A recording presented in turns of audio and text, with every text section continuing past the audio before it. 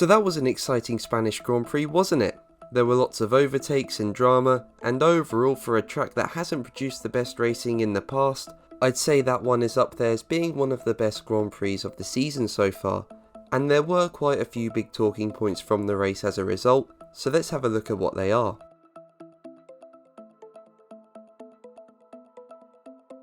So Ferrari brought upgrades to the Spanish Grand Prix, including a new floor and diffuser, and it all seemed to be working for them. Charles Leclerc managed to take pole position by a comfortable 0.3 of a second ahead of Max Verstappen, and in the race he was leading comfortably out in front. Whilst Red Bull's drivers squabbled with George Russell, Leclerc led comfortably and ended up being more than a pit stop ahead when he came in for his first stop. But like reliability has hampered Red Bull this season, it hampered Leclerc. After his pit stop he ended up having an engine issue which put him out of the race.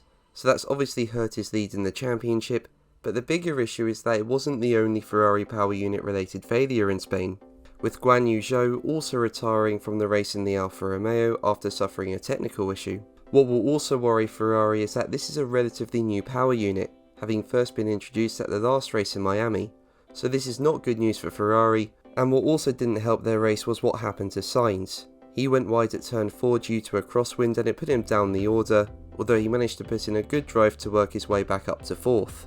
But overall it will be a disappointing weekend for the Scuderia, and one where they've dropped a whole load of points to Red Bull.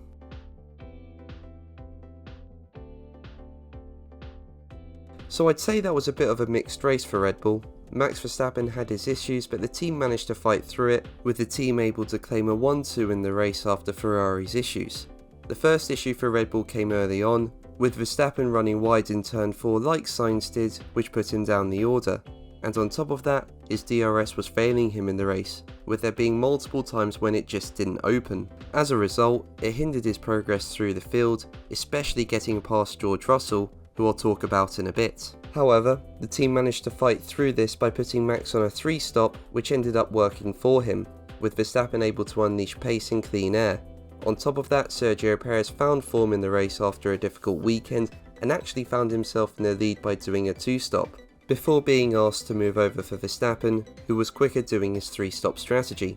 So overall I'd say it was a bit of a tricky weekend for the team, but through it they still managed to get a 1-2. Despite this though, Ferrari were clearly quicker before their issues, and on top of that Red Bull faced yet another issue this season in the race, so there's still a lot of work for them to do.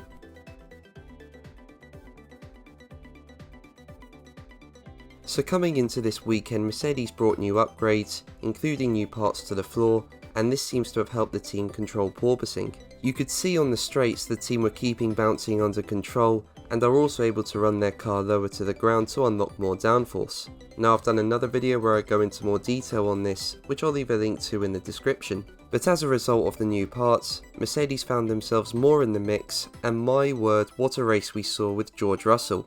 He found himself in the lead after Max Verstappen ran wide at turn 4 as well as Ferrari's issues, and what a fight he put up to try and keep it. He was being absolutely hounded by Verstappen, but he put up an amazing defence, especially with his move defending round the outside into turn 1. Whilst he fell away with Red Bull able to put their drivers on different strategies, it was still a great race from him and he finished on the podium. But I also think Lewis Hamilton had a really good race as well. I mean, he suffered a puncture on the first lap after contact with Kevin Magnussen and ended up at the back of the grid. Even though he did want to retire, he managed to work his way up with some good overtakes and finished in a very solid P5. So overall, I'd say it's a very positive race for Mercedes. Even though they weren't as quick as Ferrari and Red Bull, they'll have more confidence heading into Monaco, especially given that the team are able to find more downforce now, and you need all the downforce you can get around Monaco. So those were my highlights from the Grand Prix, but what were yours? Let me know in the comments below. But that's going to be the video from me today. Thank you ever so much for watching. Make sure to like and subscribe for more videos, and until the next one, take care